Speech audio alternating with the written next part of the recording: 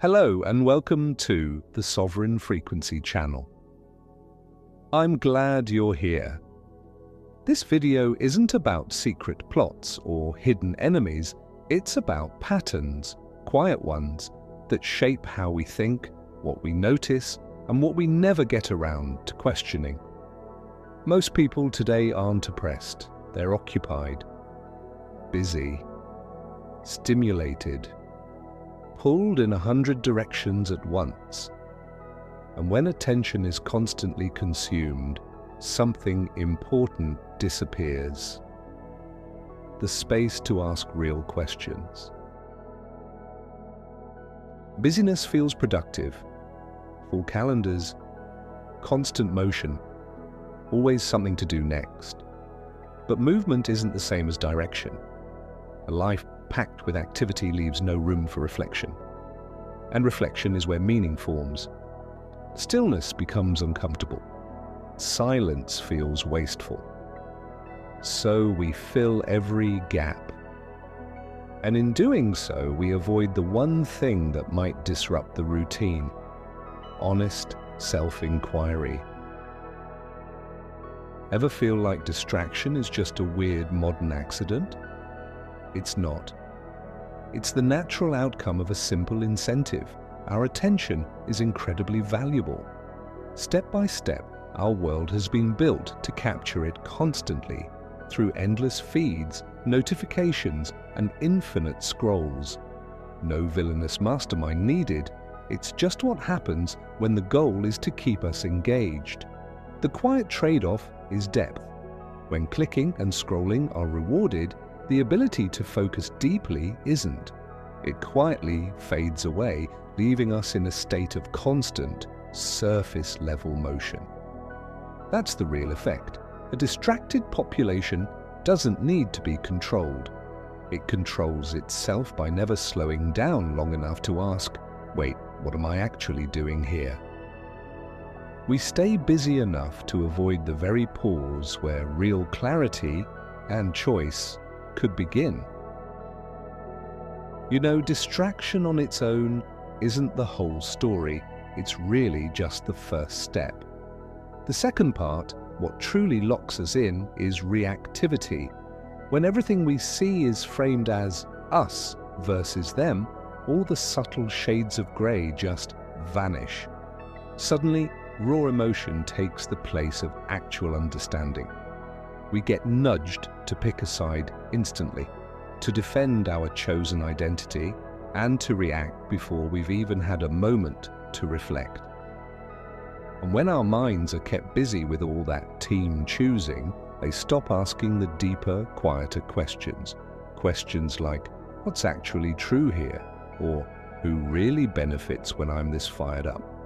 And maybe the most important one, is this actually worth my energy and attention?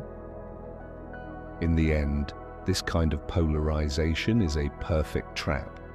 It keeps the mind loud, busy, and distracted, which is exactly what leaves true clarity with no room to speak. You know, it's worth paying attention to this. It isn't that our world outright discourages us from asking questions. In fact, we're encouraged to question all the time, but in a very specific, often superficial way. Our curiosity gets redirected like a stream diverted into narrower, more turbulent channels. We're steered towards surface-level debates, the latest viral controversy, yesterday's scores, or a fresh wave of outrage. These are the kinds of questions that keep our minds buzzing in a busy, endless loop, like cycling through social media feeds that never actually let you arrive anywhere. They keep attention moving, but never let it settle or find solid ground.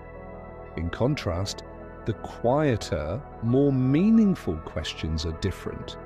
They don't flash or ping for your attention. They aren't built to trend or go viral, and honestly, they're much harder to package, monetize, or run ads against.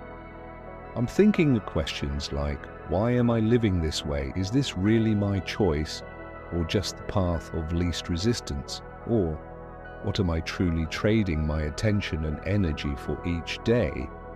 And is it worth the cost? And perhaps the most revealing one, what would I choose to do, care about, or create if I weren't in a state of constant stimulation and distraction? Questions like these don't thrive on noise. In fact, they tend to retreat from it. They require a bit of stillness, a pause in the scrolling, a quiet moment, alone, to even be heard.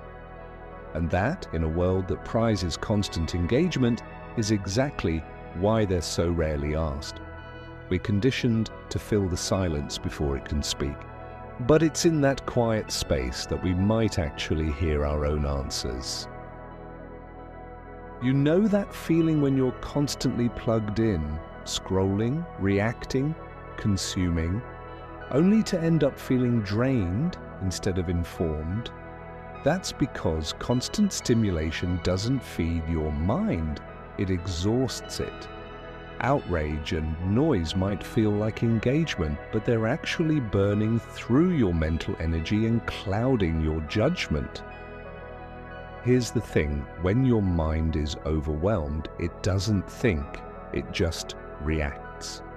And reaction?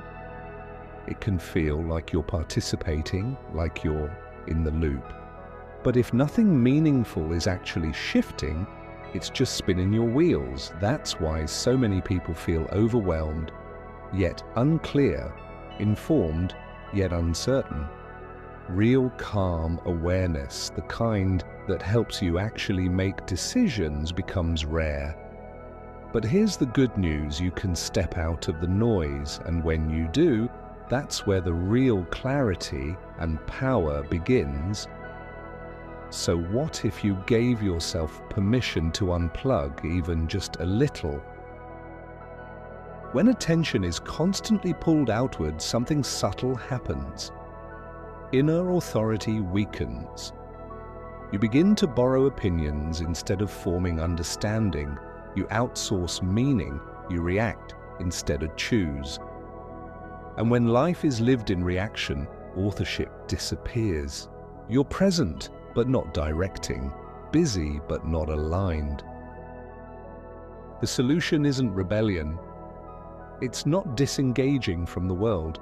It's selective attention, fewer inputs, deeper presence, pausing before reacting, creating space for silence, asking better questions. The most radical act today isn't outrage, it's presence. Because a mind that learns to slow down can no longer be easily led. I'll see you in the next transmission.